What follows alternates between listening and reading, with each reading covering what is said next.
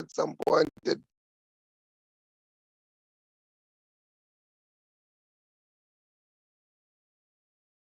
the second item. So we only have got one, and it is saved for the minutes on the basis of the chronology of event and even the process moving to that items being not yet met. So therefore, the meeting is open. Let us go to item 2, which is we observe a moment of silence and or prayer.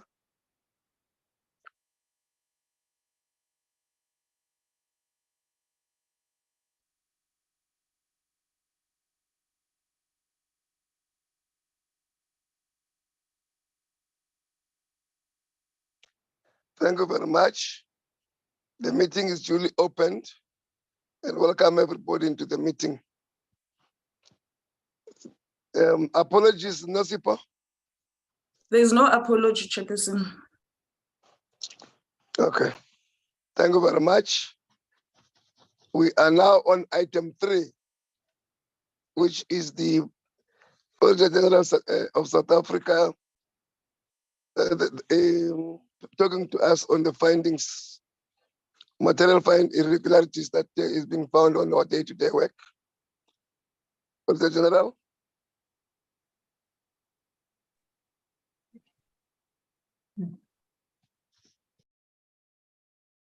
Thank you, Chair. Good morning again to the Chairperson, to the honorable members, and to the other colleagues on the call.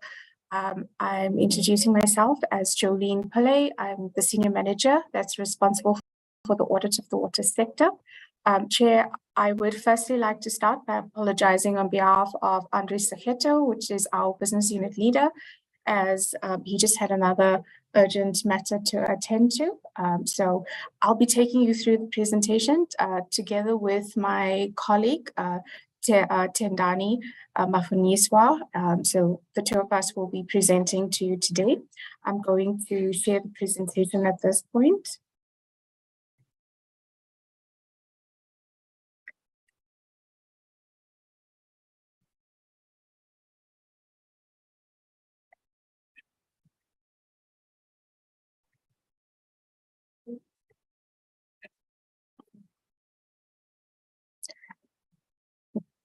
Thank you, Chair. Maybe just to start with, the purpose of our presentation today, there are essentially two things that we wanted to discuss with the committee today. The first is around material irregularities, and just to maybe share with the committee some of the updates and follow-ups that we've been doing during the course of the year, to give you some information around that. And we also wanted to share with you the results from the proactive review of the annual performance plans for the 23-24 financial year. Chairperson, my apology, can I disturb you? Sorry, ma'am. Chair, I wanted to check if is it normal, maybe it's long time I've forgotten, that we don't have senior manager from the department to be with us. Is it how it is arranged? Apologies for that. No, the item does not necessarily need the department. It's our meeting with the Auditor-General. If the department comes, they come in order for them to be also part of being taken on board. But they don't have to, they don't correct the meeting. So if they are here, welcome. If they are not here, welcome. No, thank you, Chair. Chairperson, can I come in as well? Mm. No, thanks so much, Chair. But all these issues, I think the reason why we are here, they are giving us a report on auditor's report. So the report on the department work. So we need to ask the department where there's questions, something that we don't understand, we'll be asking both the Auditor General and also the heads of the departments. So Tina, who are we going to speak with? We just want to ask the auditor, how did you come across this one? And the auditor respond. From there, it is done like that. And we don't have questions to the department, or maybe you're going to organize another meeting, which will be for the department on the auditor's report. This is what I wanted to check, Chair. Thank you. Chairperson, I've got my hand up. Yes. Chairperson, the department should not be present when the Auditor General presents this. This representation is on the outcome of the Auditor General's work, and it's their report. And as I said, the department should not be present. Thank you, Chair. But I was asking the chairperson, because if we're just gonna put it like that and say the department must not be available. We need facts here. Why they must not be here? Is it always like that? Because in previous, we used to have this report with the Auditor General, and the department was always available. Why this one, the department is not available? Give a warning, Umukate out. No, when you are out of order, Jake, we are asking. Please, man, please. Mashiro, previously the Auditor General comes, and the I did not department point also at you. comes. I did not point at you. They are not necessarily barred from coming. As I've said, they are not. They can be here. They might not be here. It's fine, but they will not answer questions, because this report is the Auditor General's report on the findings on what the department have done. Yes, you are saying, well, how do we then get answers that the department did not do up until the Auditor General make its findings? Then it means, remember, there is something called members. As a member, you can bring an item for a discussion into the portfolio committee. If we believe, or upon the presentation, we need to speak to the department, you will instruct the chairperson to organize a meeting where the department can come and answer the questions as you want to raise them, and for them to respond on the findings. And there is always a secondary meeting for them to respond on the findings of the Auditor General. So that will take place. Your concern will be answered at that moment in time. Today, it is the Auditor Generals to present to us the work they did and how did they come to the conclusions. And we'll then close the meeting. But if we believe we will want to talk to the department, there is nothing stopping us from organizing a meeting with them to come and talk about the findings thereof. Noted, Chairperson, this is what we wanted, not this thing of people that comes and give directions when we did not ask them to. You still have got the problems of your members in the how on strike. Ne?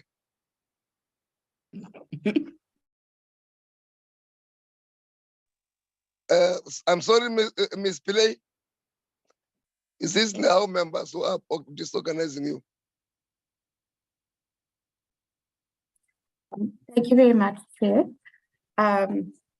I was explaining the purpose of our session today, and I was indicating that there were two things that we wanted to share with the committee today. The first was around material irregularities, and to provide you with a status update of where the department is in terms of those material irregularities, and also to provide you with some feedback on the proactive review of the annual performance plans that we had performed, just to give the committee some kind of indication of the reviews that we've done, some of the feedback that we've given to the department, and the corrections that were made as you continue with your engagements with management around the APP. This will also be relevant. And we start off with our slide on the accountability ecosystem. We have discussed this with the committee in our presentation that was done in October, not to spend too much time on it, but maybe just to let the committee know that from an AGSA perspective, when we look at our audits, we look at the entire accountability ecosystem to ensure that we are communicating with all of the relevant parties so that whatever findings we have are communicated, and it is basically there to empower all of the individuals. We're also saying that as part of the accountability ecosystem, everyone has an important role that they need to play to ensure that we address the challenges that are currently being faced across government, be it from an accounting point of view, financial management, or service delivery and the achievement of the mandates of these entities. It is important that everybody understands what their role is and that they are all fulfilling that role to take us forward. In the accountability ecosystem, we have identified the portfolio as being part of this process, where we note that everyone from the very lowest levels, the officials, right up to executive authority level, have an important role to play. We also note that as part of this process, there are various oversight entities and support units and departments that are responsible for also playing a role in ensuring that all of the entities in the government sphere are effectively performing and achieving on their mandates. So we've described that as in the slide as well. With respect to the role of the Auditor-General and the way that we see our role in this whole process is that through the work that we do, we try to obtain insights on what are some of the key challenges that are experienced on the ground, and then we would, through our findings and our recommendations, try to influence the process through the communication of our findings from the very lowest level through senior management, and we will continue our engagements with executive authorities as well as the portfolio committees to ensure that you are empowered with information and that through this process we can help to influence some of the decisions that are made to achieve on the mandate. What is important is that the enforcement process, and one of the key things we want to discuss with you as well is around enforcement, where when these findings are raised, it is important that appropriate actions are being taken to enforce some of the recommendations, ensure that it's implemented, and where necessary, appropriate consequence management steps are being taken. So within this these three aspects, that's where we consider that us as the Auditor-General, we do play a significant role. And the ultimate objective of this is to ensure that we are positively impacting on the citizens of the country. Then moving on to our value chain, again, we have presented this to the committee previously, not to dwell a lot in terms of this, but this slide essentially sets out the various roles and responsibilities of the various entities in the water value chain as we see it, with the National Department of Water and Sanitation being ultimately responsible for overseeing all of the other entities and to help to assist with the management of water in the water sector. So today we'll be talking mainly to the findings that we have around the Department of Water and Sanitation, and then as well the water trading entity and TCTA.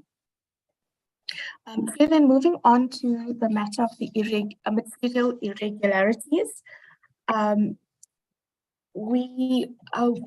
I think we'll start off with just very quickly taking you through the process of the material irregularities, and then to give you a sense of what the processes are, and also to highlight the roles and responsibilities of the various role players in the chain, and then how we expect that those role players will perform their functions, and also to give the committee an indication of what the committee can do to assist with this process of resolving the material irregularities. We start off with the definition of material irregularities. When we look at this definition, which you might have seen before, I think I just wanted to highlight the two significant aspects of the definition. The first one is around an act that an official within an entity performs. So the act in this case refers to any non-compliance or contravention of legislation, any fraud, theft, or a breach of a fiduciary duty. So if that is identified during our audit process, and we are able to confirm that this act has resulted in or is likely to result in a material financial loss, or the misuse or loss of a material public resource, or substantial harm to a public sector institution, then in that case, it would lead to a material irregularity. So that essentially is the definition of a material irregularity. Our first point is to communicate the material irregularity to the accounting officer. As the Auditor-General, we will continue to evaluate the steps that the accounting officer is taking to deal with the material irregularity. However, if we determine that the accounting officer is not taking appropriate action or is unable to take appropriate action, we may refer the material irregularity to relevant public bodies for further investigation. We can also recommend specific actions for the accounting officer to take to resolve the material irregularity. And if the accounting officer is still not taking the required actions, then we could take binding remedial action, which is a little bit stronger to enforce our recommendations.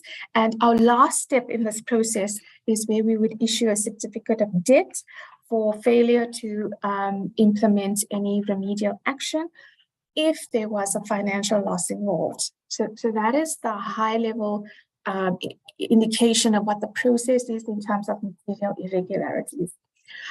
We also just wanted to indicate that when we identify a material irregularity, we would first communicate it to the accounting officer, who would then be provided with sufficient time to consider the circumstances around the material irregularity and to provide feedback to us in the form of a formal letter where he or she would indicate how they intend to address the material irregularity. The key matters that the accounting officer needs to confirm back to us when the material irregularity is identified is the circumstances that led to the material irregularity, whether these circumstances still exist, and if they do, what steps have been taken to ensure that they no longer exist, and what steps have been taken to prevent any further losses, and also, what steps have been taken to address the material irregularity itself. In the response that the accounting officer is going to provide to us, there is an expectation that there would be some kind of an investigation to determine the facts around the case. It does not have to be a formal investigation, but an inquiry, or some process to understand exactly what happened. There is an expectation for the accounting officer to also provide us with an indication of how the internal control environment will be strengthened to ensure that the losses that have been occurring are stopped, but also how the internal control environment will be strengthened to ensure that any future losses will be prevented. An important part of this process is the consequence management process. So we do expect that the accounting officer will take any steps that is necessary to identify the person that is responsible for the material irregularity, and also take and then in terms of the disciplinary process or the investigation process, to comply with the recommendations of those processes and ensure that appropriate action is taken against the responsible person. And then we also, as part of this consequence management process, there must be an indication of how or what steps are taken to prevent a recurrence of this material irregularity. So all of this happens as soon as we, notify the accounting officer and we get a response back. Based on the responses that we get back, we will make an evaluation of the responses and then report it in the audit report. And the matters that we will discuss with you today are matters that have been reported in the past audit reports. Maybe just on a high level as well, just to continue with, the process and what is the expectations. If we deal with the accounting officer specifically, so as I had indicated, the primary responsibility for dealing with the MI rests with the accounting officer. If that accounting officer is not appropriately dealing with it, and we determine after we do a follow-up with the next audit that it's not appropriate, we can, as the Auditor General, make a recommendation to be included in the audit report where we will specify what actions we expect the accounting officer to take. And if after further follow-up, we determine that the recommendations are not implemented, we can then also include a remedial action for the accounting officer. Again, a little bit more serious in terms of the reporting part of it. And these are the steps that we must take to be able to, before we conclude that a certificate of debt is necessary or any further actions that need to be taken. What is maybe also something that we can do is we can also refer an MI to a public body where a special investigation is necessary considering the circumstances of the MI. Throughout the process, in each of the steps that we have as the Auditor General, we will continue to follow up and engage with either the accounting officer or the public body as is necessary. We also continue to engage with the executive authorities on a regular basis. However, it is important that the executive authority also monitors the progress that the accounting officer has made in terms of the material irregularity, the commitments that have been made in dealing with this, and also, if there's recommendations and remedial actions, that is appropriately followed up to ensure that these are appropriately implemented. From an oversight perspective, and maybe just from our engagements with you today, we are, I think, briefing you on the status of the MIs and to assist you in the work that you're doing as you continue to monitor the progress on these material irregularities, and as you continue to engage with the department, that you will also continue to get feedback on the progress with these MIs. Okay, so that is what we're doing across all of our entities. So if we move specifically then to the water portfolio and to DWS, for the 3 MIs that we will be discussing with you today, we are saying that overall the department, the accounting officer is dealing with the MI appropriately. There is a court case in progress, but we'll discuss that with you as we discuss the MI. And then in respect of the water trading entity, we are saying again that there are 2 MIs and both are being appropriately dealt with and is currently in progress. And we are asking that the committee also monitors the progress and the actions that have been taken. We will talk through the observations as we talk through the specific MIs that we have identified. But I think in terms of the recommendations to the portfolio committee, we're saying that it's important to request regular and detailed feedback on the progress so that the committee can monitor whether entities are on track in achieving the desired outcomes.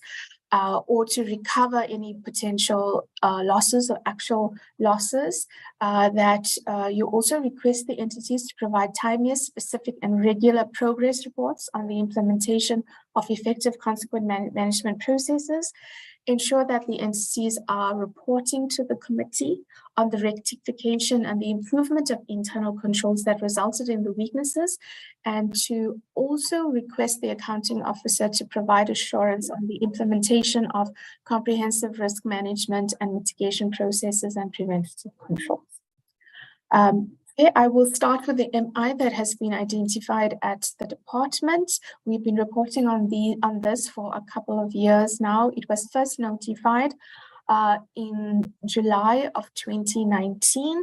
It relates to a matter where payment was made to a consulting firm without evidence of work performed.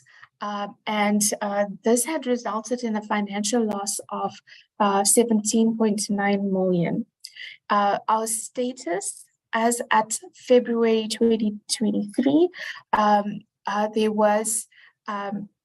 were some officials that were identified as being responsible for the MI, in the sense that disciplinary processes were necessary to be instituted against them. I think the one official was transferred to another department in the government sphere, and the department has therefore asked that particular department to conduct the disciplinary hearings on this particular case. And as we have been reporting progress on the disciplinary hearing, the current status on that is that this disciplinary hearing is still ongoing, with the last meetings held at the beginning of February. We also did get feedback that there is further hearings that are planned for around the May timeline. So this process is still ongoing, and we'll continue to follow it up because, to the conclusion of this process, but it has been taking some time. With this MI, a criminal case has been opened, and we are still reporting that this case is still ongoing. And we also noted that the accounting officer has filed a combined summons with the High Court in 2018 to declare the contract invalid and recover the total amount paid. That court case is also still in progress, so it has not yet been concluded, and therefore this material irregularity has not yet been resolved. Thank you, Chair. I think with that, my colleague Tendani is going to talk through then the material irregularities for the water trading entity. Thank you, Tendani.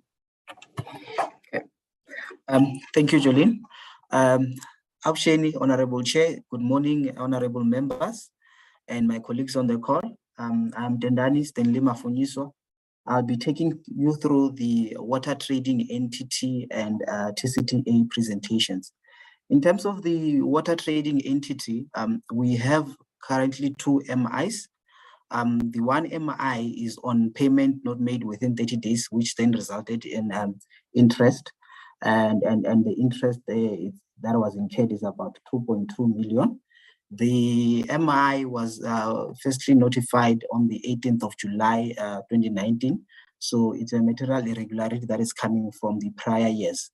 I think when we signed the audit report in the previous year's audit, the progress was that the matter was referred to the state attorney to issue summons to the identified former employees who were responsible for the payment of this for the incurrence of this financial loss in the respect of interest.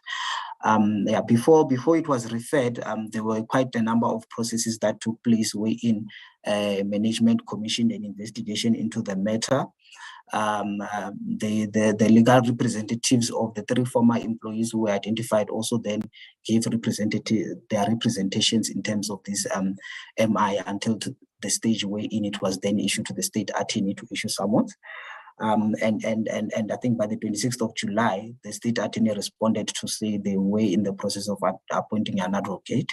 An advocate was appointed, they reviewed the matter, and they then came back to the auditee on the 19th of October, indicating that according to their assessment, the matter is prescribed in terms of Section 11D of the Prescription Act. However, they also then indicated that they can argue that the pandemic and the declaration of the national disaster has then interrupted the running of the prescription period. So currently, the matter is still then with the state attorney.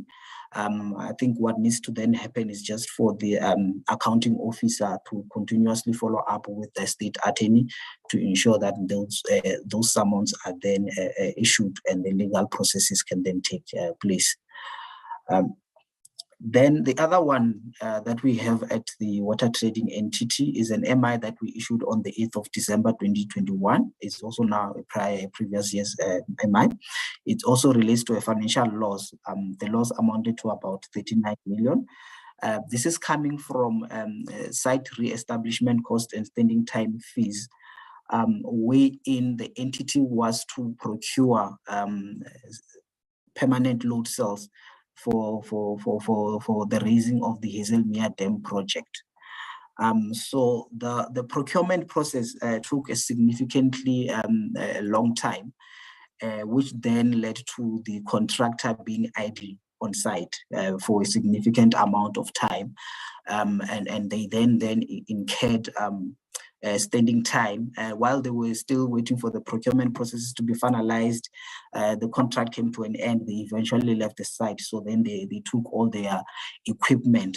So yeah, they then had to, after those processes, management engaged the contractor.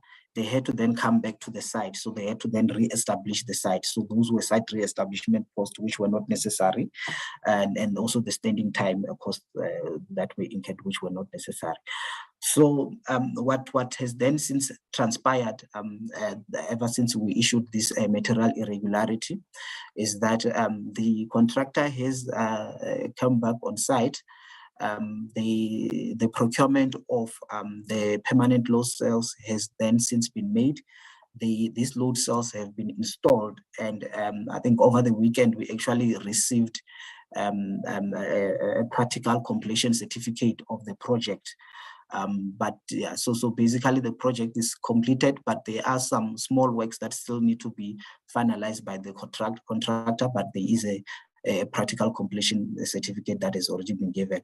In terms of the MI, what the accounting officer has done ever since is that they commissioned an investigation performed by an independent professional service provider. And the outcomes from that investigation was that there were officials that were identified within the department to be responsible for the delays.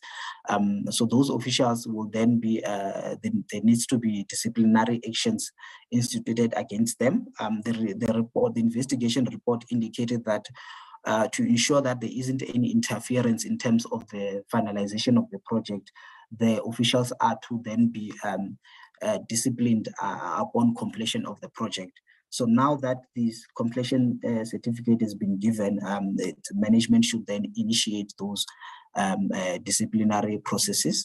The investigation also indicated that a financial manager dedicated on the project should then be appointed to just monitor the costs and ensure that the institution then is not incurring costs that are fruitless on the project. The financial manager was appointed on the 1st of September 2022. We will obviously perform an audit on this project when we perform our 2022-23 final audit to just then assess whether there were not costs, there weren't any further fruitless and wasteful expenditure costs incurred on the project. So those are the MIs that are coming from the water trading entity. At the TCTA, we haven't identified any material irregularities. I will then take you through to the next slide, Jolene. Okay. We've also then performed proactive reviews on the annual performance plan for the for the next financial year, being the 2023-24 financial year.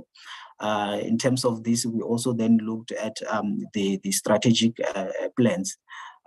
This is mainly coming from our hashtag Culture Shift Strategy 2030, where in terms of that strategy, we have then committed to also look at service delivery instead of just looking at the financial statements.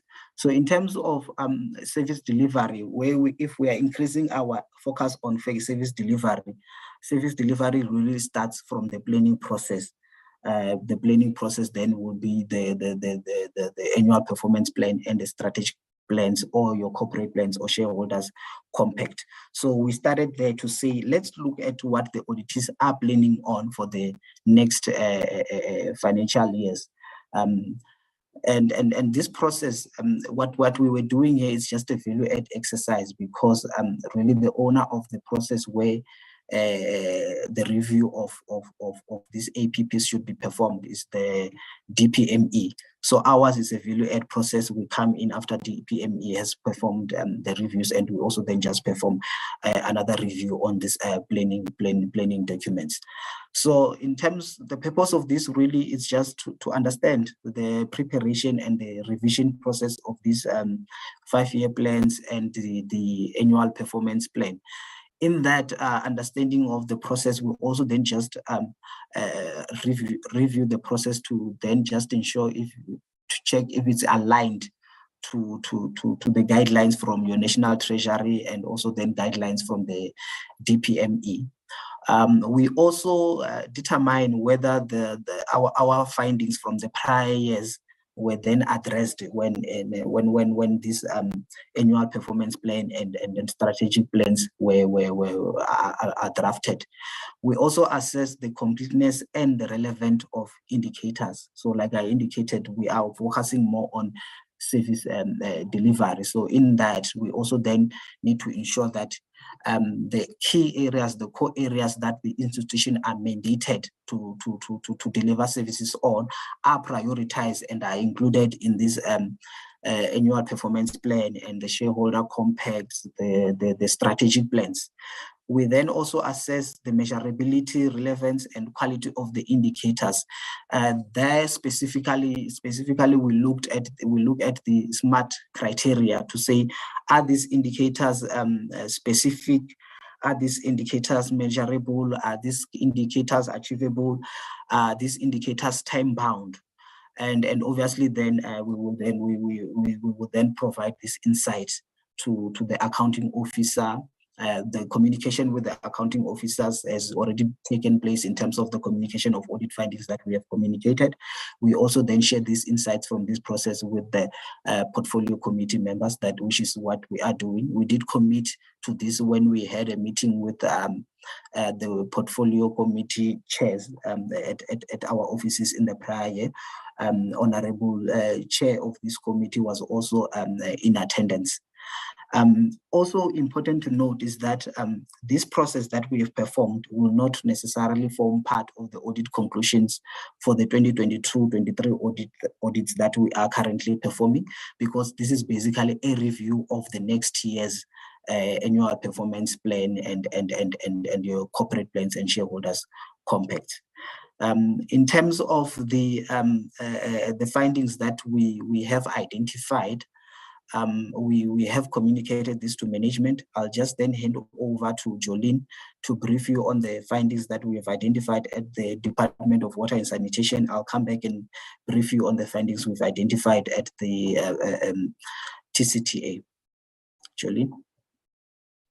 Thank you, Tendani. So with the department, we had looked at 2 programs as part of our review process. Program 2, Water Resource Management, and Program 3 on Water Services Management. As Tendani had indicated, our review encompasses a completeness test as well as, an indication of whether the a review of the targets and the indicators themselves. One of the things we would have looked at as well is whether our audit findings from the previous year have been appropriately dealt with. We had identified in the previous year that the bucket eradication project was not included in the annual performance plan for 21-22 year, and we have confirmed now that that audit finding has been dealt with, and there are indicators relating to that. I think as part of our overall review for the department itself, we noted that they do have a number of indicators and that it was quite comprehensive. From an audit perspective, we did also look at the technical indicator descriptions, which is the annexure to the annual performance plan. For us, that's an important part of the APP because it indicates to the user or the reader of the APP, as well as provides direction to management on exactly how they will measure a particular indicator. And so in looking at the technical indicator descriptions, we noted that there were some discrepancies between the indicator itself and how the department intends to measure it and the source documentation that were defined within the TID. We have made recommendations on changes that are to be made, and we can confirm that management have made corrections to the draft APPs that we have reviewed. We've just included one example. For example, on the National Water and Sanitation Master Plan updated, that was defined as the indicator. But if you looked at the technical indicator descriptions, it referred to the measurement of the implementation of the plan. And we had noted that there isn't really an appropriate system to be able to measure implementation, considering how vast the plan is and the number of entities that are involved in actually achieving the plan. So it was something that management had to go back and adjust. So we didn't include everything, but that is just on a high level of findings from the department. Thank you, Tenani. Thanks, Jolene. In terms of the TCTA, or maybe before I start with the TCTA matters, honorable members, the water trading entities performance information is included under the performance information of the DWS. So we will then have not a separate presentation on the water trading entity. It is covered by what Jolene has just presented. In terms of the TCTA, we actually looked at the corporate plan and the shareholders compact because they are Schedule 2. They don't perform annual performance plan and strategic plan. They perform corporate plans and the shareholders compact.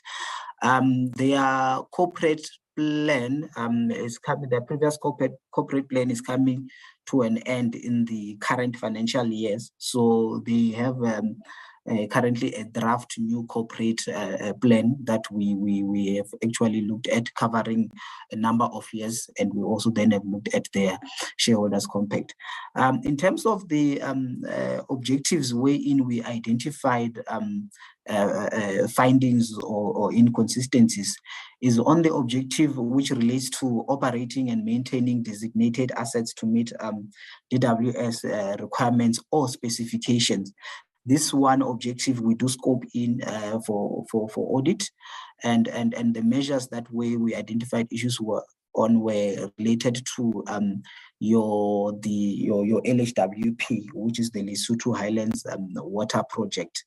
In terms of the targets, we identified an issue on the following target, which is implement scheduled annual operation and maintenance plan and limit scheduled outages to ensure 100% delivery of water of annual scheduled volume.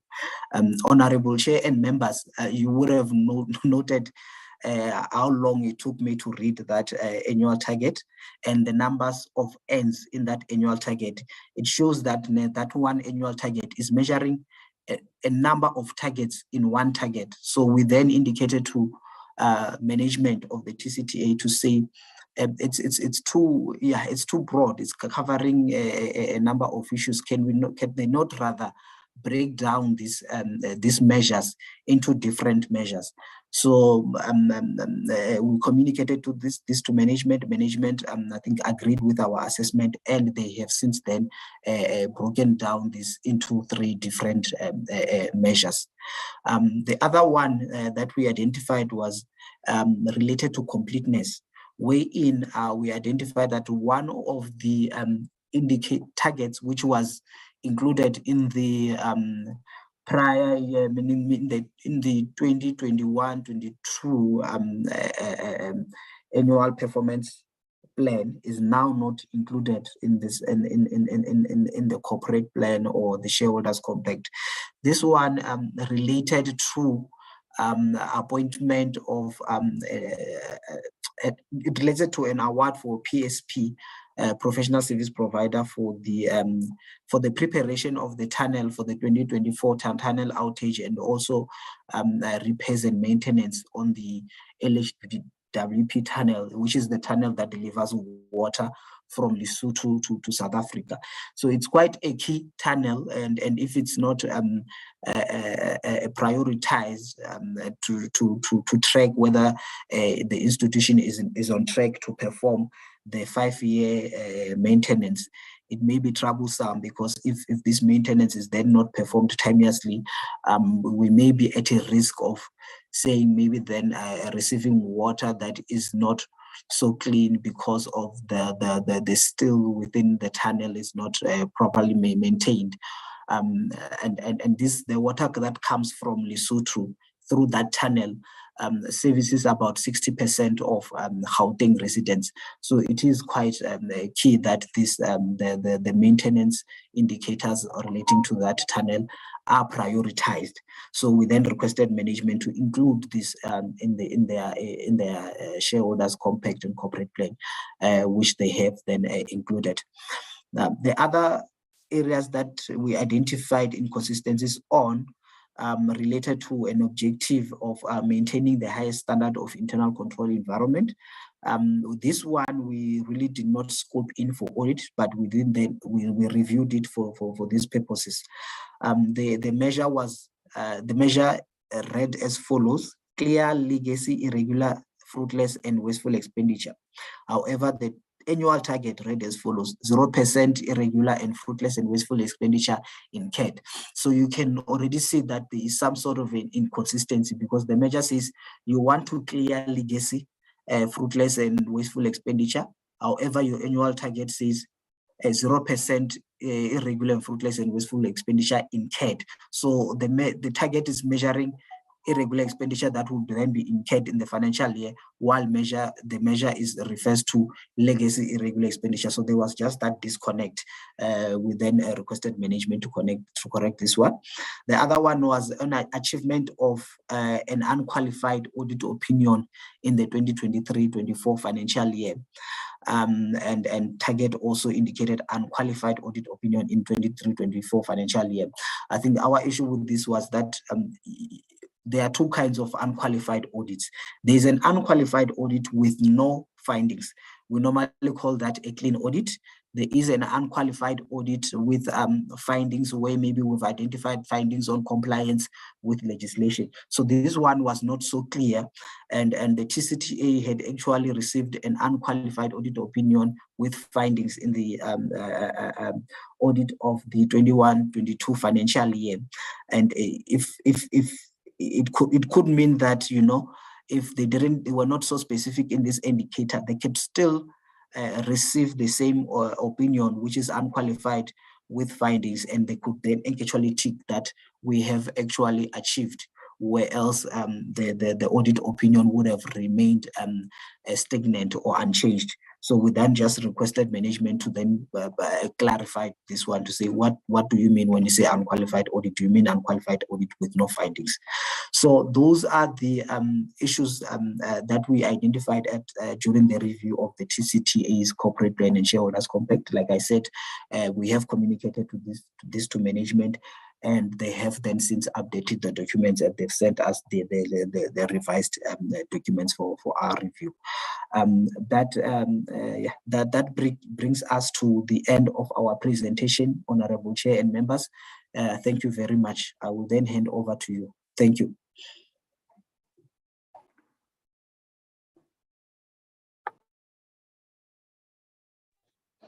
Thank you very much. Does that end the presentation in the whole? Yes, Chair. Thank you very much. We hand back to you for any further questions. Thank you. Okay. Thank you very much, members. There is a presentation. I will see your hands being raised for clarity-seeking questions. And as I'm saying, there must be no question which is directed to the department, because the department will not answer anything. If they are here, they are visitors.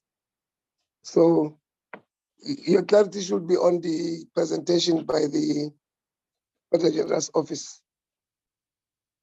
Let me see hands. I see the hand of Mukhutu, that's far only.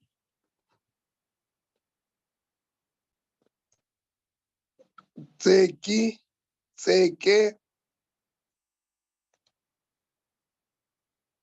Mutlala, in that order. Mukhutu? Thank you, Chairperson, and thanks for the presentation. I would like to ask the Auditor General the following questions. In July 2019, payment was made to a consulting firm without evidence of the work performed. How possible is this? This happened under the watch of the Department of Water and Sanitation. Did you ask them how this material financial loss happened? Did the AG recommend binding remedial action to take place towards the Department of Water and Sanitation, because all this material irregular expenditure happened under their watch? And we all know that they know that they are supposed to do timeless, continuous oversight so that they can keep such material irregularities from happening. The next one is, what have you recommended towards the accounting officer of the WTE who delays implementing effective consequence management regarding the material irregularities which might have happened or that normally happen within their entity? Again, there's still a disciplinary action which has not yet been finalized since 2018 involving a material irregularity of 17.9 million.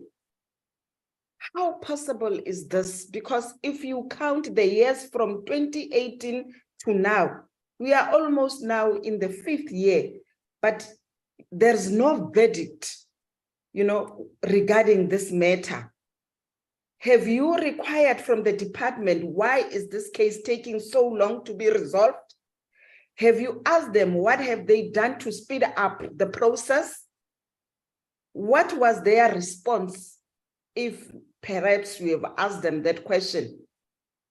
According to you, is this normal? And again, we have various material irregularities that are taking place within the WTE, and such as, for example, material irregularity of 2.2 million. It's not only this material irregularity that has taken place and others that you have mentioned in your presentation, but all this happen under the watch of the Department of Water and Sanitation. And the reason I'm raising this is because this happens every year, and every year you come with recommendations it does not mean that they don't know what to do. They always promise you that they will improve, you know, they will take heed of the recommendations that you make towards them so that they can cap this material irregularities. But this does not stop. Every time they react, they stay in their offices, they don't do oversight. And if they do ever do oversight, they do it during, you know, the last minutes when the projects have been completed or they're just about to be completed. And by that time, already damage has already been done. What recommendation have you made towards the Department of Water and Sanitation so that this process, you know, should stop happening? I'm telling you, possibility is even in this financial year, that is 2022 to 2023, we are still going to be speaking about the same material irregularities. So what binding remedial action are you taking towards the accounting officer of the water and sanitation so that he must now start taking you serious and also start taking the people of South Africa serious, because it is the taxpayers' monies, you know, that are being misused. Like we are having this situation of an official on, it's not only an, yeah, it's an official according to what we have just stated, an official who is under disciplinary process, but that official has been moved from this entity to another.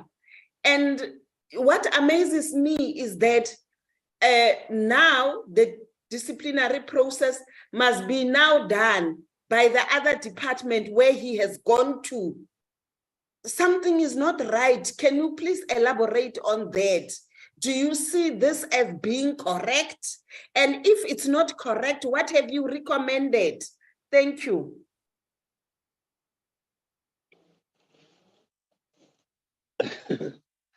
Thank you, Chair. You can't avoid wanting to ask the department question when the department will not answer you. But it's fine. Let's hear you take I it. did not ask the No, department it's proper. question. It's proper. I asked It's the asking AG, the person. Please I guess don't. the AG who wrote this report. That's why we Yes. said at the beginning you must I bring haven't the asked the department. department. You are out of order. Thank you. I'm saying you, Chairperson, Mhlala, if you believe this is an EFF meeting where you share it, it is wrong. This is not an EFF meeting. It's not. Chairperson, but she's Thank you, in Chair. order. Some of the questions. In your view, in my view, she's not. She is I asking. know I'm sharing the meeting, not you. Questions. No, There's not no, even a single question where she asked. Mhlala, I will check you out of the meeting if you continue that way. No, now you are becoming very out of order. I'm telling you, if you continue that way, I will check you out of the meeting. You are very out of order, Chairperson. This is a final warning. This is a final warning. If you continue, you will be out of the meeting. Thank you, Chair. Even the questions, Chair, some of the questions, people ask a question and answer themselves. Don't respond to our questions, please. These questions are not asked to you. They are asked to the AG. The AG will respond. Mokgodu, I will check you out of the meeting. I won't respond. I don't will. have enough powers to This respond. sentence of you wanting to talk as and when you wish must come to an end. We are in a meeting here. Thank you, Chair. Chair, this report, it's 2021-2022. What I'm hearing here, and there's a clause I want to read on one of the slides. There's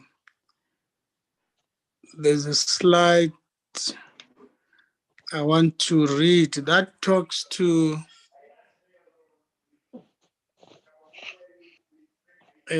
sorry, Chair, okay, it went away, but I got it back. At the bottom there, Auditor-General, you are saying in this slide, this audit will not impact the 2022-23, which you are busy with. Ish, I can't get this thing now. Okay. I can't get it, Chair, Get but it. Just get it and come back. Let's hear take. and then the other question, Chair, is all what I'm hearing, these are legacy audit findings. For 2021, 2022 findings, are those findings that are in the last 4 pages, I think. How do you relate to them in terms of your status, where you were saying the other one is you had audit findings with material, impact. The others are just soft, I could call them soft findings. For 2021, except the legacies, there's nothing that you have found except those that I could say they are soft. Another thing, within these legacy audit findings, I'm trying to check your recommendations.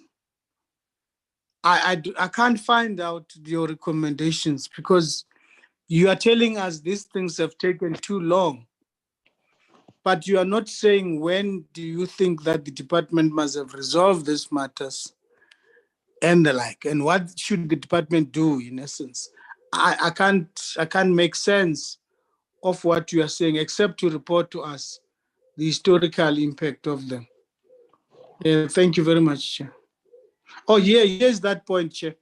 It says here, note, proactive review findings will not have an impact on the audit conclusion for scoped in subject matter for the year under review 22-23. My understanding is that we are not yet at 22-23. So I'm trying to find out what is your source of making that statement. Thank you.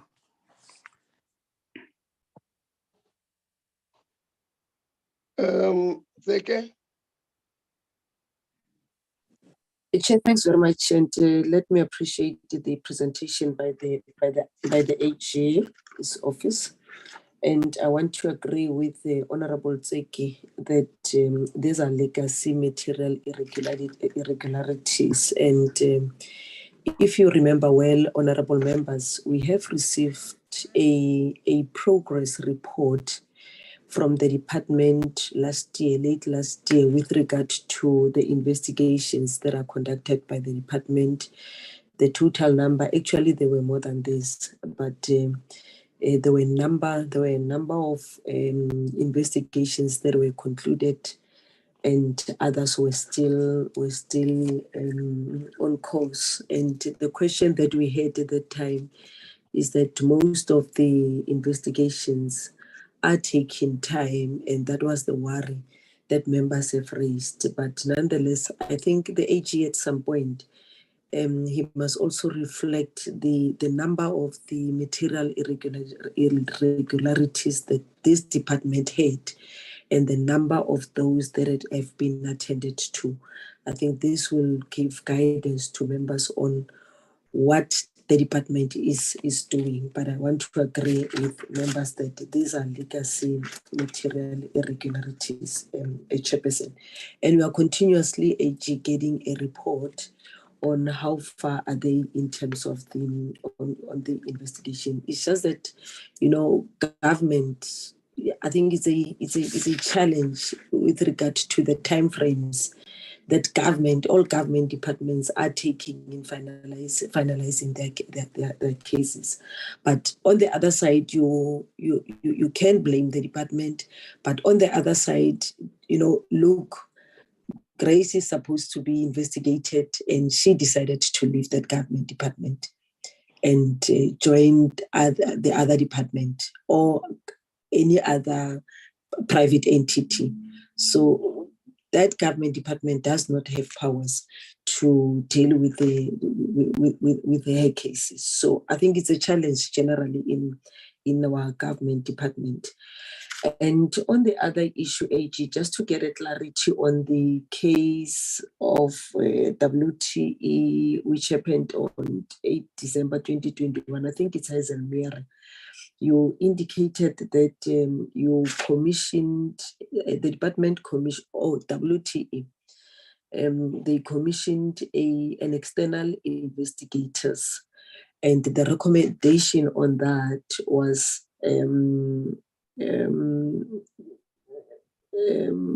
commission investigation. You commissioned an external investigator. They commissioned an external investigators, and then the recommendation was that the investigation must only be initiated after the construction. Is it not is it not consistent, or are there no inconsistencies with the PFMA or the National Treasury regulations?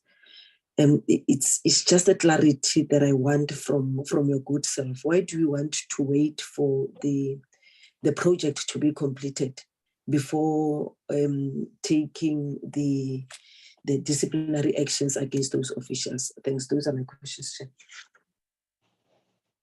Madala? No, thanks so much, Chairperson. And please stop threatening us when we are speaking in this platform of being removed. If you continue talking outside the width, I will do what I'm saying. Because it's not a threat, it's a promise.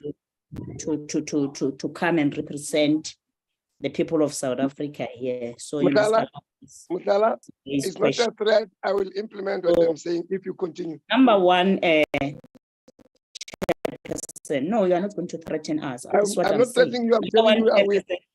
It's not a threat. You are now threatening us, and it continue do what you are doing and see whether I won't do it. If you believe it's a threat. What am I doing? Because I'm addressing you. Okay, number one, it's on the question, the last question that was raised by Member Mukhuto from the progressive organization, the Economic Freedom Fighters. AG, you spoke about an individual who has been found conducted the material irregularities. And those people, that person or individual have moved to another department or is being given a work at other government agencies. So my question on that one is, I believe that this practice, not only that practice of a member being moved to another department or herself finding a job to another department, and then now the disciplinary action is taken by the other department. So I view it as a practice that breaches the principle of accountability, but also undermines the credibility of our government, of the government systems. So AG, my question— Why are you afraid to say our government? No, man, leave it, Mashiach. Why Then would that? AG, are there any regulations or guidelines in place to prevent such cases for occurring? The second question, AG, is what is the AG's collaboration with the DPME in providing guidance on problem areas picked up during audits, and how the DPME can strengthen their oversight on drafting of annual performance plans? AG, in the past, targets identified by the department in the annual performance plans were unrealistic when seen against achievements in the reporting during the annual reports. Has there been any improvement in that regard? We understand they came here, they spoke about the legacy irregularity, what, we don't care. The fact is, we want to make sure that the department is in order. Lastly, AG, how effective is the department in implementing the AG's recommendations in financial irregularities? Thank you. Thank you very much. Yeah, I'm sure the questions that are due to yourselves, AG, please answer them. And those that you have a difficulty, just tell us which ones are those and why are those and what is your recommendation. But I think the other issue that the members are raising, which I want to emphasize. Chair, remember, did you see my hand? No, I didn't. I did put it, but I don't know what's happening. No, there's no hand here. We only see the hand of Hanif Hendricks. Okay. No, you're not the chair. You're not the chair, Mhlala. No, but I'm looking. I do not say I don't look. The chair will use his discretion. But we are also looking with eyes. Mom's right. Chair. Please, and Hendricks, you will come. Okay, yes, Chair. Chair, is it my turn? A minute, allow Secretary to speak first. Okay. Thank you, Chairperson. Thank you for allowing me. Am I audible first, Chair? Yes, you are. Am I? Thank you very much. But you are in another meeting. Not me. And I think it's Honorable Hendricks. Thank you very much. I'm saying, Hendricks, you can't hear us because you're double dipping into meetings. Mom's right. Thank you, Chair. Thank you for the presentation from the AG.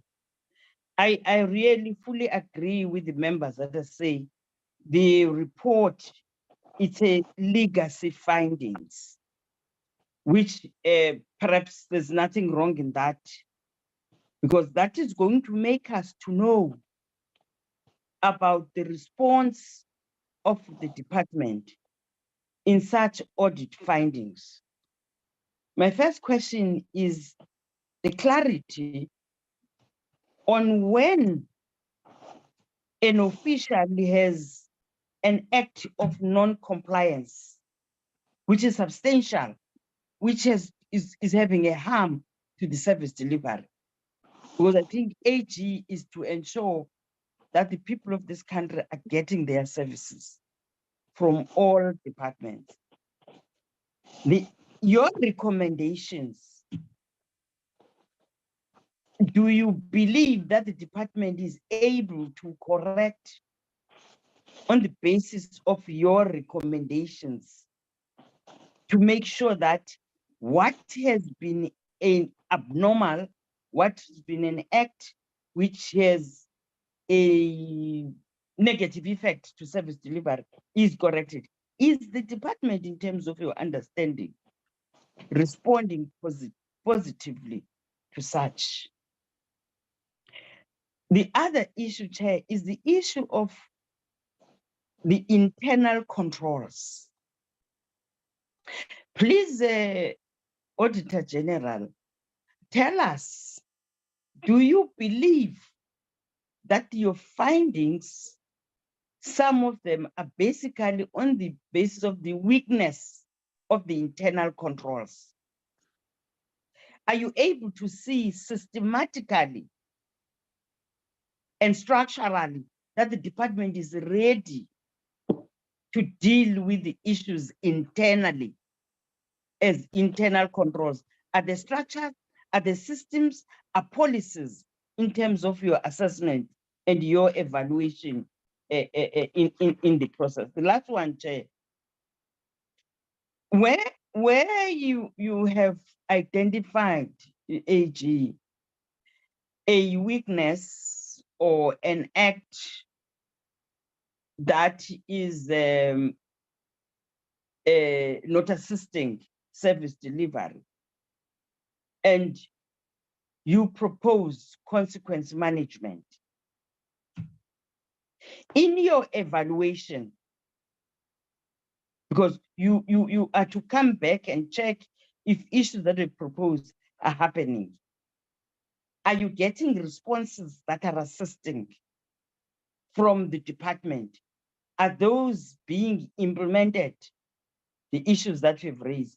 We're raising the issue because your role is very critical and strategic in service delivery. And therefore, it's important that what you propose, what you are presenting, you get positive response to address the weaknesses that are in the department. Those are the few questions, Chair. Thank you very much. Am I still audible? Yes, you are. Yes, you are, Honorable Hendricks. Thank you. Thank you very much, Honorable Chair. Honorable Chair, thank you very much for the report. I'm very happy that the AG has highlighted that this department doesn't have proper KPIs in many areas. Now, if there are no KPIs, then obviously the AG can't advise honorable members of this portfolio committee of where there are needs for improvement. And it also means that we can't play our oversight role. Honorable Nancy and others have raised the issue of whether the recommendations of the AG is followed through, especially with investigations. And I've heard that there's 2 ways that investigations can take place, or 3 ways. It's disciplinary hearings, it is external investigators, and obviously the SIU. And what we've heard so far is that there has been some disciplinary hearings, and however, there has not been any outcomes from external investigators and also the SIU. And I can understand why the SIU is a lame duck, because the department only pays the SIU after they've submitted the report. So they don't have money to investigate properly because they are already in arrears with 2 billion rand to run their department. So if our department does not pay up front, then there's a problem. If our department only pays once the report has been tabled and then 30 days after that, where must the SIU get any money to do the investigation, because they are not capacitated? So that means, Honorable Chair, this portfolio committee has made some great achievements, and I'm very proud of it during our 4 years. We've got 1 year to go. But one of the criticisms against this committee would be that during our term of office, we have neglected and not done proper oversight, number 1, over KPIs, and number 2, the corruption that has taken place. And we believe there are about 3,000 employees that are involved in either disciplinary matters, looting matters, and so on.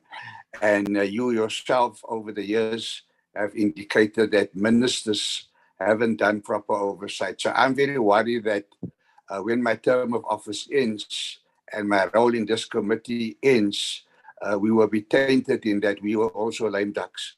So I would like to know from the AG, now that there's a year left, how can the AG put measures in place to enforce their recommendations and to put those people in jail? Thank you very much. Thank you very much. Thank you very much. The members, when we say there is a legacy report, it is because it is legally illegacy activity. You must be surprised why you are given a report that still speaks of 2018 and 2023, when in actual fact in 2018 you were not a member of this committee. But in your response, you respond as if DG must be held liable and accountable for the things that happened in 2018.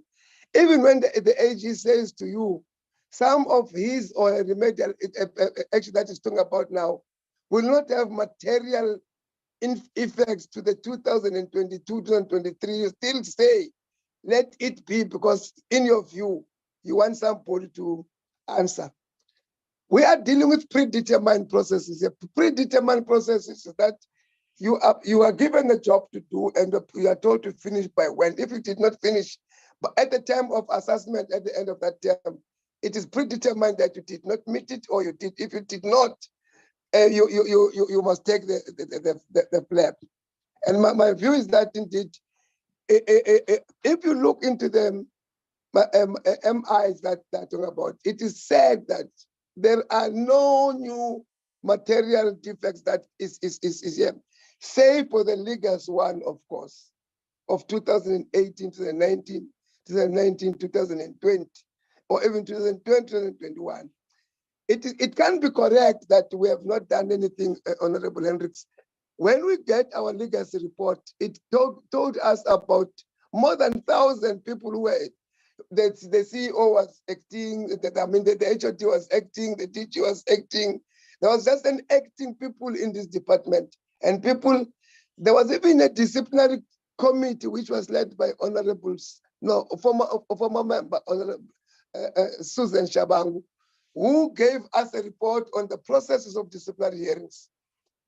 And we can't ignore all those things and say, as a portfolio committee, we did not get those things and we did not participate into them, because we did.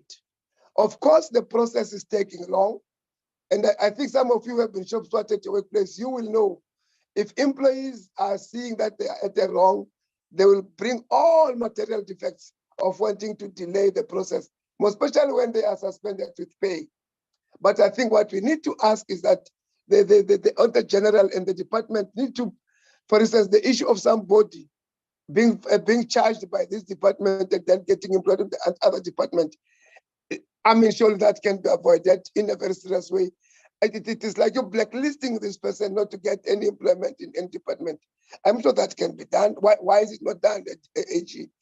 And I think it can be, to me, it must be a finding that says the department was wrong, or parliament or government was wrong in really giving that person another responsibility somewhere. It is like a contractor who did not finish this job. He hope he leave where he has failed, he get another job in the very same government.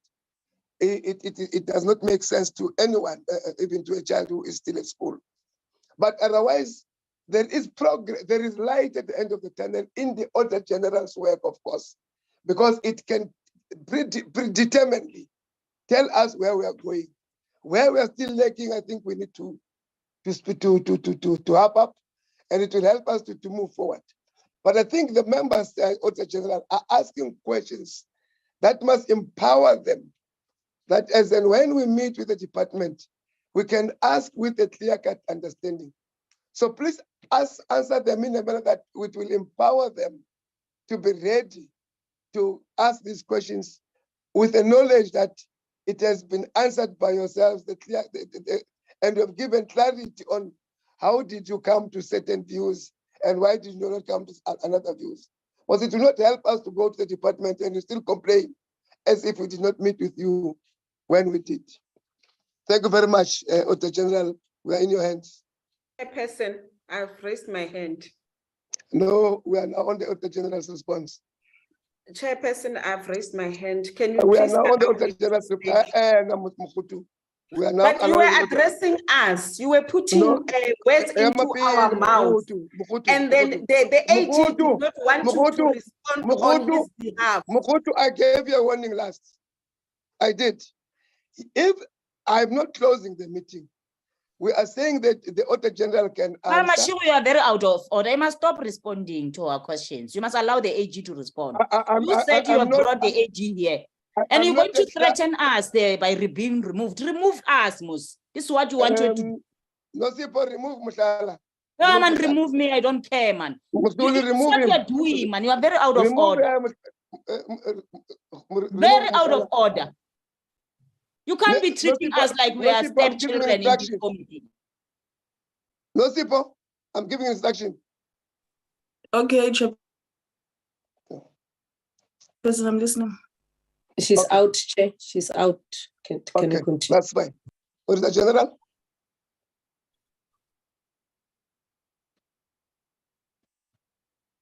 Auditor General? Thank you, Honorable Chairperson. Good morning, Honorable Chairperson. Good morning, Honorable members. My name is Andres Segeto. I'm the business unit leader from the Office of the AG, who's responsible for the audit of the water and sanitation portfolio. Apologies, Honorable Chair, Honorable members.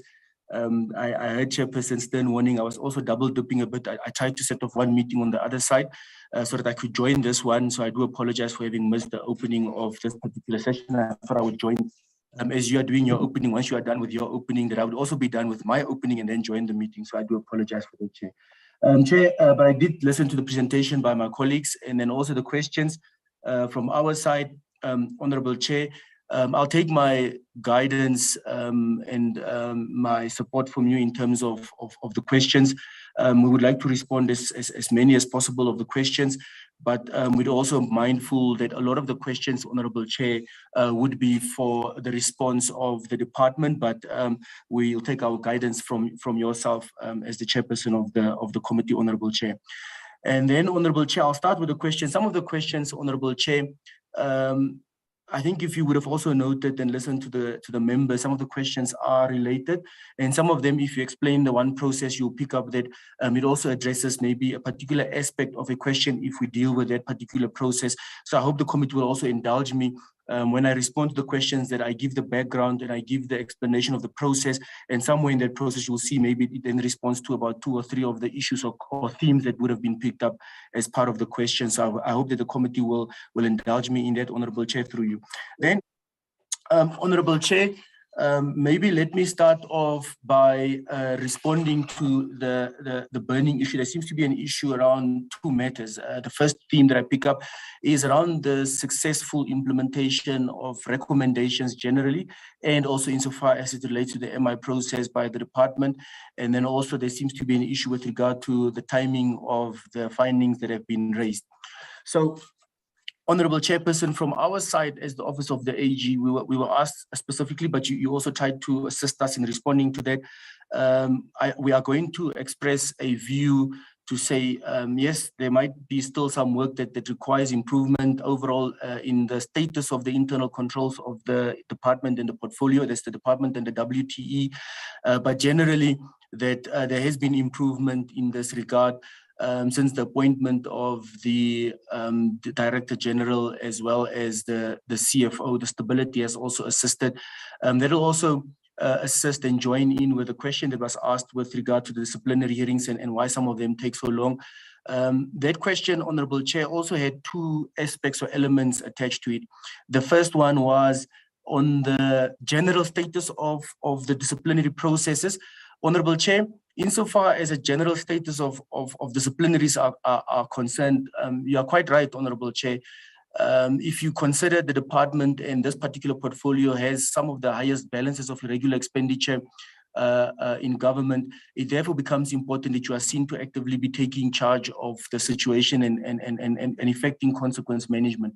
There is an action that is specifically required and bestowed upon the accounting officer as required by the PFMA. I think it's section 38 of the PFMA that explicitly states that if the department or the portfolio was not successful in preventing irregular expenditure or fruitless and wasteful expenditure or unauthorized expenditure, that the accounting officer must then institute the proper investigations to determine the root causes as to what went wrong, see where internal controls can be improved, and then also hold those people to account. Honorable Chair, honorable members, you would recall at some stage as well, there was also a matter of interest for SCOPA, where SCOPA actually asked the department to come and do very regular briefs and updates on the whole status of consequence management and the disciplinary processes. So there was a lot of work that was done specifically around the general irregular expenditure, and that it still continues in the background. Insofar as the other aspect of the question is concerned, yes, on the MIs, and that will also assist us in dealing with the issue of the timing, Honorable Chair. Remember the MI process, Honorable Chair, we first have to come and do the audit, and the audit is the AG's constitutional mandate. So you first have to start doing the audit, and as you pick up in the audit that you have this non-compliance, like Jolene explained when she was doing the presentation, that hits that definition of a material irregularity, you then continue with the follow-up processes for an MI. So you first have to do the audit, then pick up, okay, there's something that is worthwhile pursuing. Let us engage the accounting officer in terms of the process that's been outlined and agreed to. And then we start doing the MI process. So you may find that you pick up a finding this year as I'm doing the audit. We then start engaging the accounting officer to say, we've picked up this issue that could be a material irregularity. Let's engage. And because the material irregularity process, Honorable Chair, is also quite a legal process, we have to make sure that we get it right, that we also follow the legal principles of being administratively fair and just. You have to give the accounting officer sufficient opportunity to go and determine what went wrong. They must come back and give us responses. We analyze the responses, and then we move and say we've confirmed the MI.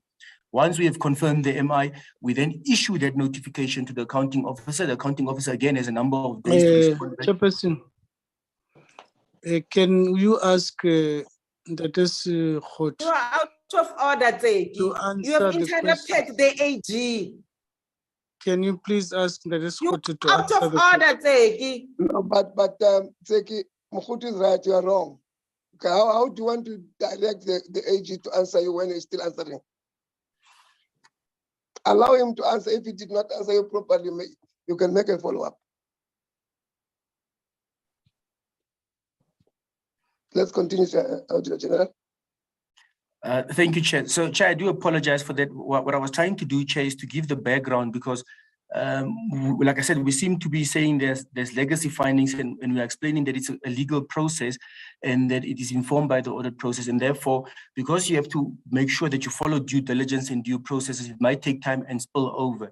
The reason why we are still talking about those findings, maybe if I can make my presentation a bit shorter, is the fact that the action that's required to resolve those MIs, it's still outstanding because of the various reasons that my colleagues have outlined.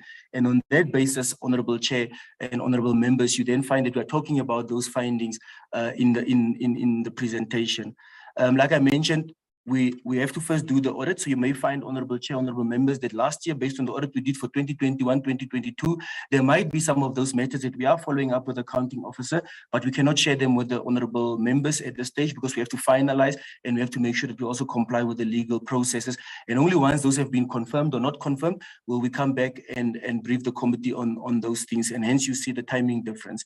Then, Chair, there was also a question that was asked with your permission and indulgence on the APP processes.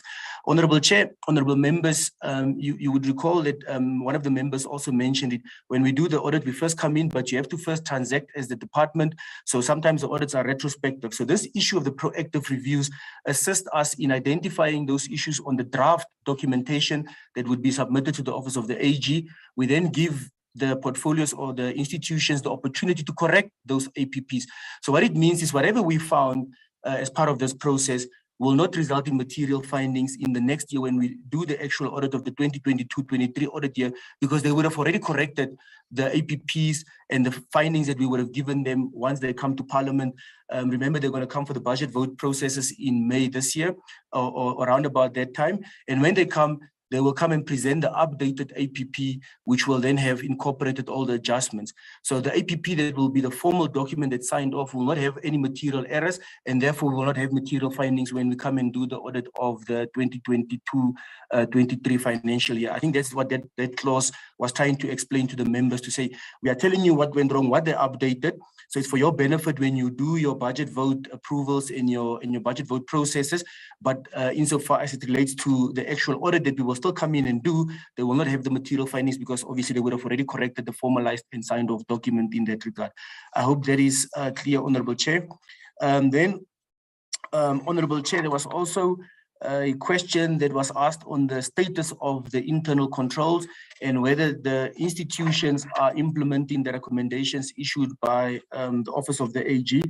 Honorable Chair, honorable members, as I mentioned earlier, yes, whilst there must be still some work to be done, there is progress. You would even see, if you take into account the outcomes, the financial outcomes of the department. You remember they were always qualified a number of years ago, and they've started to implement and improve some of the internal control processes, and hence they are financially unqualified, even the TCTA and the WTE, Honorable Chair, Honorable Members. So there is improvement in the status of internal control. However, there is still some work to be done.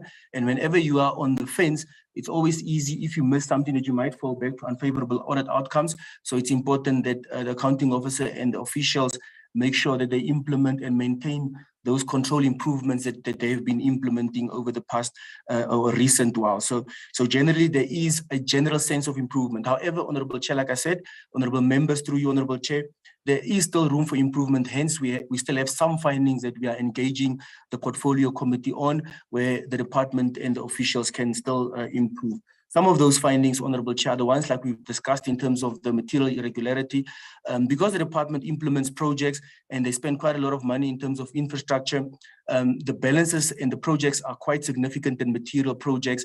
So it means that if your controls are not proper, you run the risk of releasing an improper payment because you are releasing large amounts of money. So your controls need to really be on top form most of the time, or all the time, as a matter of fact, Honorable Chair.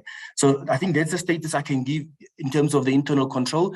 We will give a proper, more informed assessment once we've also performed the current year audit in terms of the status of internal control, and that will form part of when we come and report in terms of the BRRR, Honorable Chair and Honorable Members. Then, Honorable Chair, Honorable Members, insofar, there was another question that was raised on the collaboration between our office and the DPME, which I thought I must also quickly address before I hand over to Jolene and Tendani to assist me with some of the questions. Honorable Chair, Honorable Members, our Office of the AG does have a platform where we meet regularly with the office of, or the DPME officials, on the reviews of the planning and the monitoring and evaluation processes of the departments and institutions. And even this process of us conducting the proactive reviews, Honorable Chair, Honorable Members, was informed by the DPME also having given certain advice to the departments, and then also the DPME having supported this initiative by making sure that the APPs by the departments were formalized and finalized early enough for us to be able to engage them with this proactive review. Because, Honorable Chair, Honorable Members, you would know that if we come late in the process and the plan has already been approved, then there's no adjustments you can make, then the findings would remain, as I alluded to earlier on when we spoke about the timing issue. So there is certainly that collaboration that's happening, and we are looking at ways of also how we strengthen these processes and systems to make sure that they are also in a position to assist the portfolio. So those collaborations are definitely happening in the background in terms of trying to assist and strengthen the oversight of both institutions to assist the departments out there, Honorable Chair, Honorable Members. Then there was also linked to that particular question, a question on the review of the targets. So yes, Honorable Members are quite right. Remember, Honorable Members, Honorable Chair, the portfolios will come to Parliament when they submit the APPs now, when you do your budget vote approvals. They will contain certain commitments and promises and ask for the money in terms of the budget and the budget approvals. So it is therefore important, as we engage with them when they come and do the quarterly performance feedback, that we understand what assurance processes those quarterly reports have undertaken or been subjected to. So, Honorable Chair, Honorable Members, when they come and report the progress as they are spending, did they get internal audit to assist them with the reviews? How did they make sure that the oversight was done? These are the questions that really could assist in making sure that the department and the portfolio committee find each other in terms of making sure that the targets at the end of the day will be achieved. You are quite right, the Honorable Member who raised the question. You will come at the end and you realize the money has been spent, but the achievement is quite low, which then begs the question, where did the money go to in that regard? But like I said, there is some latitude or some opportunity for the committee to then ask them these questions when we have the quarterly review processes. But we certainly engage them on it, and that's why we're highlighting it to the portfolio committee, so that the portfolio committee is also empowered to then have these conversations with the department. Honorable Chair, there was also, I think the other theme that I picked up, Honorable Chair, was around the discomfort with the timing for which it takes to conduct the investigations, Honorable Chair, and the disciplinaries or the various processes of consequence management. Yes, Honorable Chair, we are raising these issues as well. We also meet regularly with the SIU to try and get some feedback on some of these MIs that we would have referred to them. And this is maybe not specific to the Department of Water and Sanitation, but generally. Also with the other colleagues, as for example, in the Fusion Center, as well as the National Treasury in this regard. Honorable Chair, honorable members, unfortunately, some of the members did mention this, because you want to make sure you do a proper process, some of these investigations might take long. As the Office of the AG, what we then do, Honorable Chair, honorable members, you would see that to spur on the accounting officers to do the right thing, if we are not satisfied with the progress that's been made on the investigations in line with the PFMA, we then include a paragraph on the audit report, Honorable Chair, honorable members. So when we come for the BRRR, you'll see if we are unhappy or unsatisfied with the progress of investigations and we feel that the department could have done more, we will then include a non-compliance paragraph on consequence management to say either the process on investigations are taking too long, they're not getting finalized. So those are some of the ways in which we are bringing the matter to light to make sure that the accounting officers also respond appropriately in that regard. And then, Honorable Chair, there was also one theme that I also picked up as part of the consequence management, if you'll allow me through your permission and indulgence, Honorable Chair, was the one on the role the Office of the AG plays insofar as once we've reported, what then happens, what's the accountability mechanism that must happen in terms of the accountability ecosystem. Honorable Chair, honorable members, unfortunately, the Office of the AG does not do arrests. So what we do, Honorable Chair, honorable members, once we have done the audit and we then pick up the material irregularity, we will then engage and follow the processes, which includes the engagement we're having here today so that all parties are aware of the challenges. And then if there is any indication of unwarranted behavior, of something that requires further investigation, we then hand over those instances to the investigative bodies such as the SIU and for them to take it forward, or the public protector, because they've got investigative powers and they can assist us with the investigative skills to then hopefully deal with those issues. And once they've dealt with the issues and made the determination, they then decide whether they are recommending some of those cases for either prosecution or what the recovery or what the processes might be that they deem fit based on the investigations. Ours then is, like I mentioned earlier, Honorable Chair, we then stay close to these investigative bodies. We meet with them regularly to try and find out what is the progress on this so that we can also assist in driving the consequence management and making sure that there is proper speed and haste in the investigations, Honorable Chair, honorable members. I think I've touched on, like I said, I picked up on a couple of key themes that I felt it'd be important that we just maybe touch those. Honorable Chair did ask specifically with the members that are moving, what are some of the options that we can explore? I think it's a good suggestion, Honorable Chair. Unfortunately, in the way that the labor relations work is your policies as an institution will only apply on the employee for as long as the employee is an employee of your own institution. Once that employee is removed from your institution, your own policies and your own processes are difficult then to apply on an employee that's not a person that's not in your employ.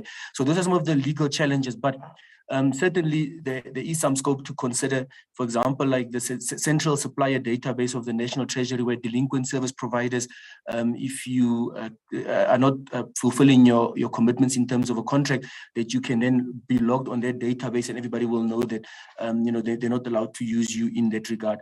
But in terms of the blacklisting of the employees, I think that's maybe something that one of our sister portfolios can assist us with, being the Public Service Administration, in terms of those processes.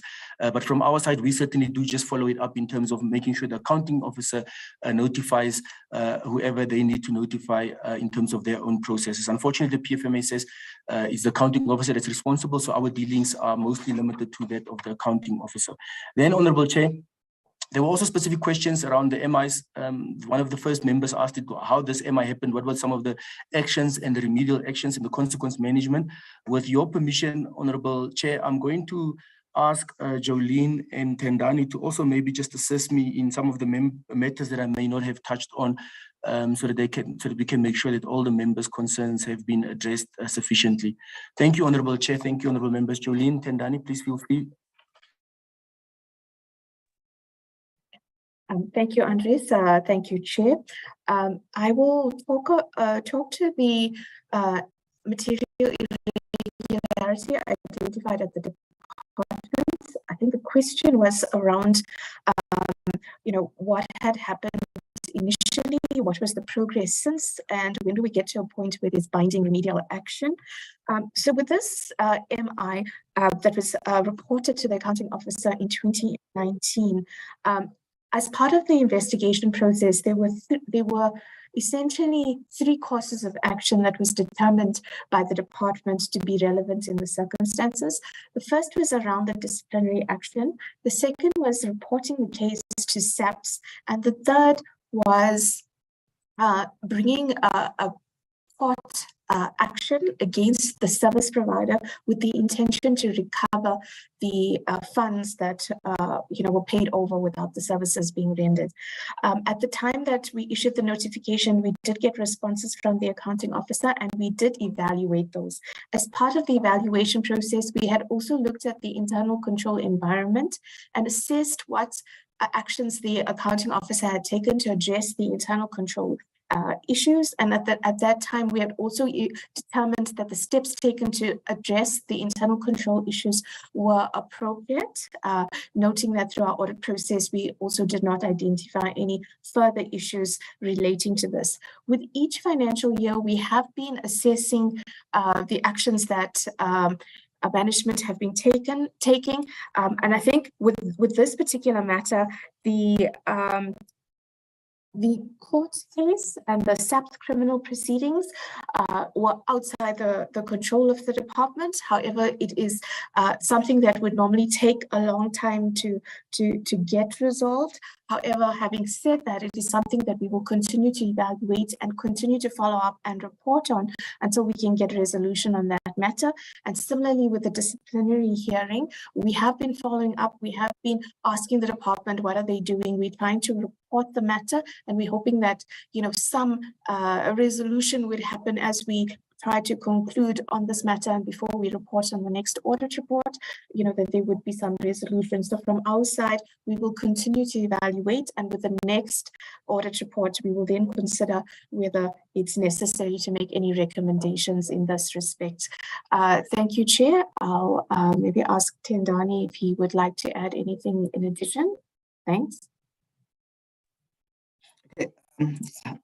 Thanks, Jolene. I'm mostly covered by the inputs received from my fellow colleagues. I think I would just enhance on one matter relating to, I think the question was asked relating to the investigation on the project of raising the Hazelmere Dam, where we identified an MI to see why did the report only recommend that this investigation be performed only after the completion of the project, and whether is this now in line with the PFMA. I think the issue here was just the sensitivity of that investigation, and also then I must just also indicate that that investigation report also, it has certain recommendations that can only then be disclosed after the completion of that project, because of the potential impact those recommendations may then have on the progress of the project. So the issue then of performing disciplinary action in officials directly involved in that specific project, considering that the project had been going on for quite a long time, and by the time that we identified the MI, I think they had said the project was at about 98% completion rate. It would have then really stalled the completion of that project. So the professional services providers really considered the impact that this would have on the project. That's why they then recommended that let's rather perform these disciplinary actions after the completion of the project, to not deter the project any longer. So that's basically why. But in terms of compliance with PFMA, it is really still in compliance, because PFMA then requires that the recommendations should then be performed in line with the investigation report. had they'd been performed earlier, there would have been really an impact in that in the progress of that project. So it's still in line with the requirements of the PFMA that says it needs to be in line with the investigation report. Thanks. And Danny, Honorable Chair, Honorable Members, I'll hand back to Honorable Chairperson. There was somebody wanted to speak before I stopped there, Mohutu, then followed by Tseki on the follow-ups I wanted to make.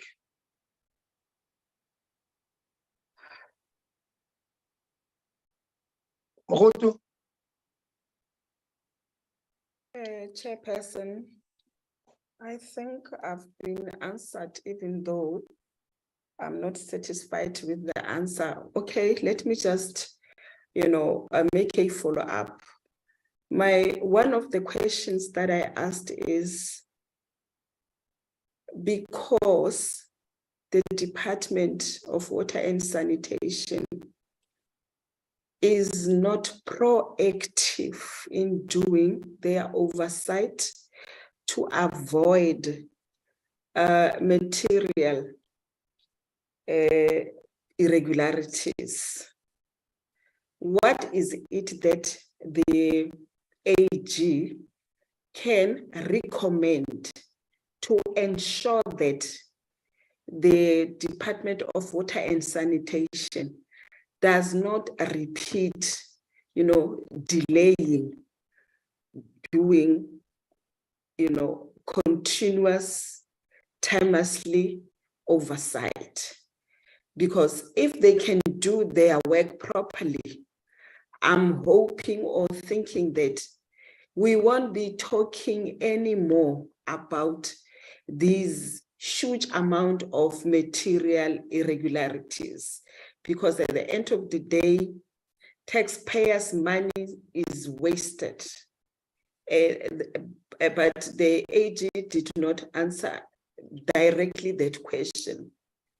And again, this question of, the official who has been moved to another department, at the end of the day, what's going to happen? Because it seems as if nothing is happening. And if there is anything happening, what is it that is happening? And then how quick is that happening? And another thing is that in 20, let me just complete, this is the last statement or question that I'm going to ask in my follow-up. And there is this material irregularity that happened in 2018. And, the investigation or disciplinary measures were started in 2019. I'm happy because in 2019, the committee was already working in the Department of Human Settlement, Water and Sanitation. But until now, we are still talking about disciplinary measures that is taking place. We don't know as to whether by the end of next year, this will be complete. When is it going to be completed? Thank you. Thank you, Chairperson. Thank you.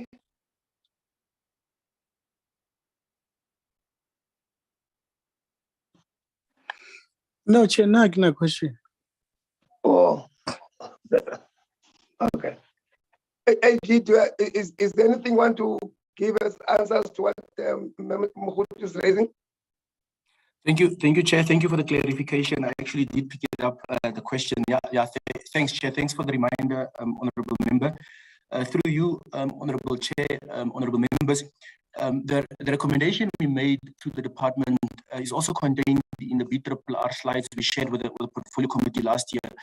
And that is for them to go and implement processes and systems to manage the challenges in the implementation of the key infrastructure projects that impact service delivery. So when we met with the accounting officer, we recommended that officials go and make sure that they certify physical work on the ground. So the controls are there in paper, they are designed, but the implementation of the control is where the portfolio experienced some gaps. So they need to go and make sure that officials go and verify and inspect the progress on the ground for the key infrastructure projects, but also most importantly, and more importantly, Honorable Chairperson, is for those officials to make sure that when they certify, it's based on actual work that was on the ground. Because sometimes we pick up certificates that would have been signed off, but the official didn't physically go onto the ground. But those are findings or matters that potentially we are exploring, and if should anything be confirmed, to come back to the portfolio committee. But our recommendation in this regard is that officials, the department must have processes in place to make sure that the officials go out to the physical projects on the ground, and when they certify, the certification must be based on proper inspections for work delivered, to make sure that when the payments are released, it's based on actual work that was performed. Honorable Chair, through you, the second part of the investigations, in our view, the department would be best suited to answer when these investigations would be finalized. Like I did mention earlier on, if we are unhappy with the progress of the status of the investigations, usually we would put in a consequence management paragraph in the audit report. Honorable Chairperson, thank you, honorable members, and for the member for asking for. Thank you very much, and thank you, members, for the meeting. I just want to make one point, more especially Mem Khutu. I know that Mem Khala is no longer here. But you see, sometimes when you are in a meeting and you make wrong things in a meeting, and when you are asked not to, you say, I don't care. It's a wrong indictment on you, because you simply say, you do everything that you want to do, irrespective. You don't care what are the consequences of that. It undermines your being as a person who's a member of the committee. And all of us must avoid using words like that, because it does not represent what you are. If it does, then there's a problem. But otherwise, again, thank you very much. Let's get into the minutes of the previous meetings. Nosipo, thank you very much, AG. Thank you very much for your time. If you want to remain, you can, but we are now finished with yourselves. We are now getting into our own business. Thank you very much, Andres and the team.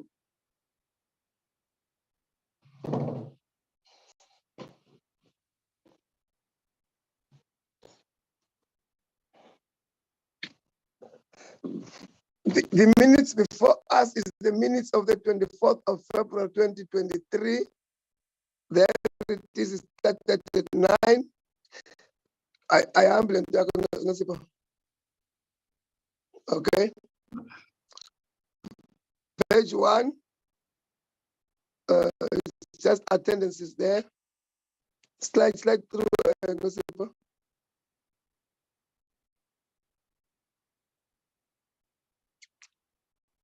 We're now on page 2. The introductions and all others.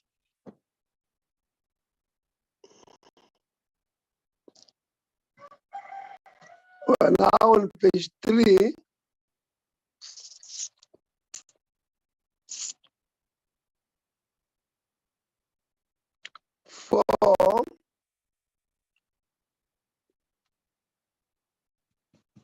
And item 5 is closing remarks by the chair.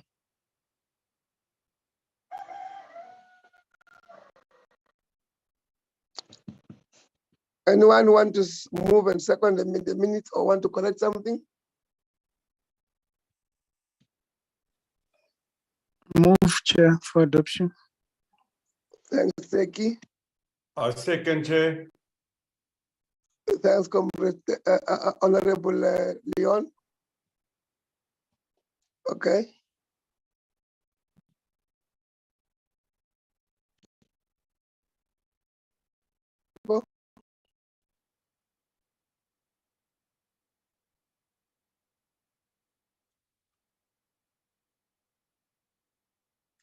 Yes, there was flight mode, pen. Go flight mode, I mean. Can you It say doesn't move. I do, but it doesn't move. Okay. It was on the 28th of February. We are now on page 1. Page 2.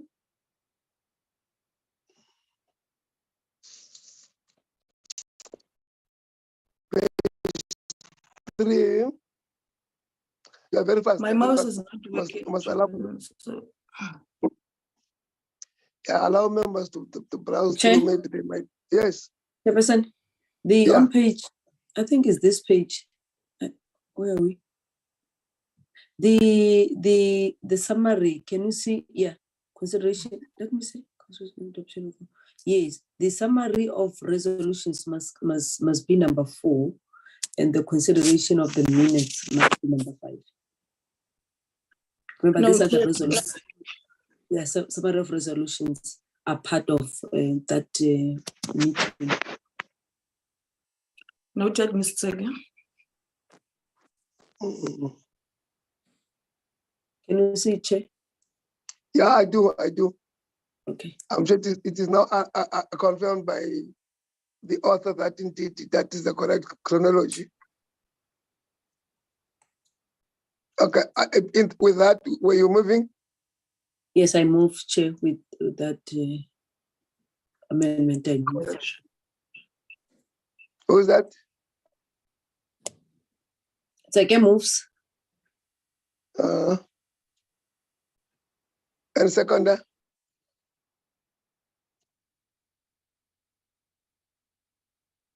Ewan. Are we in the meeting? I second, Chair. Is that Mutupa? Muruta? Yeah? Who's that? Peterson, Chair. Oh. Bye, donkey.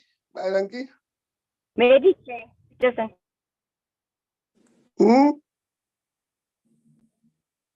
What are you saying, Mary? No, I said I've taken the proposal. Oh, okay. The last minute is the one of the 7th of March.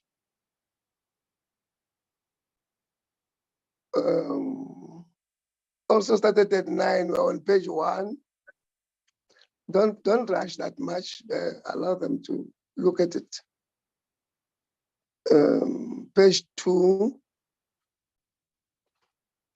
Still the names there.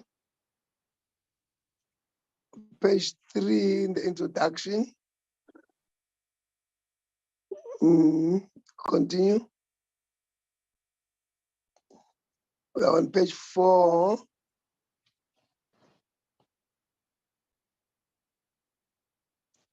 Page 5.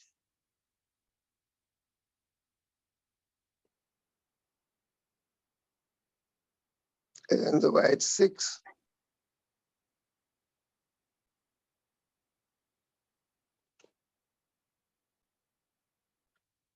And 7.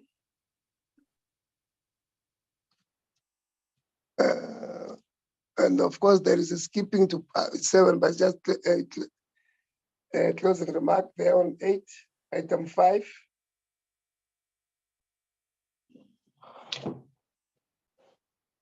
Yes, let's hear if there is anyone who want to say something. I move, Chair. Thanks, Honorable Seke.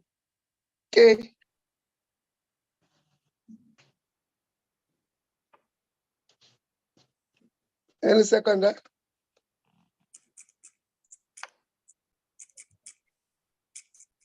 I'll second, Chair. Thank you very much, Honorable Leon. That drives us to the end, no, Sipo? Yes, Chairperson. Thank you very much for the time. I think we'll make up for the item 2, which was withdrawn to be discussed at the time when the processes of Parliament have gone through them. For now, the meeting stands adjourned. Thank you very much.